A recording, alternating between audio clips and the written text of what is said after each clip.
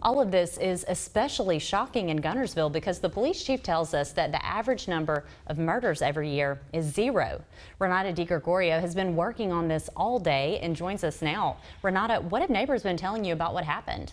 Well, Mary, of course, the people I talked to are still in disbelief, but because of their encounter with the man who ended up being the person of interest in custody, they're also replaying in their minds all of the what-ifs.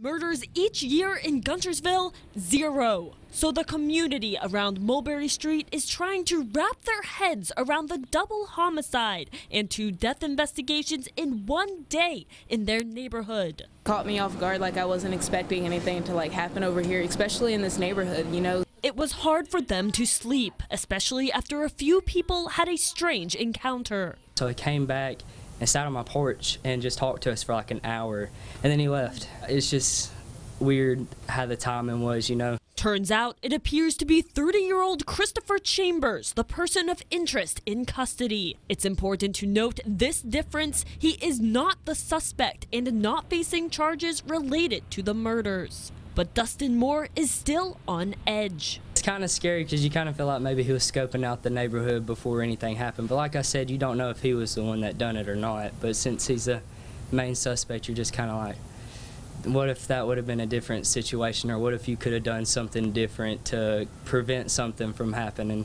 A lot of us have been doing this. A lot of us have been doing this for a really long time. And that's tough, and it should be tough for us, but I can tell you, if you think we need motivation, we don't. We've got something like this going here. The chief says if the suspect is watching, they need to turn themselves in immediately. Neighbors say their hearts go out to the families. Putting the Valley first, Renata DiGregorio, WZDX News.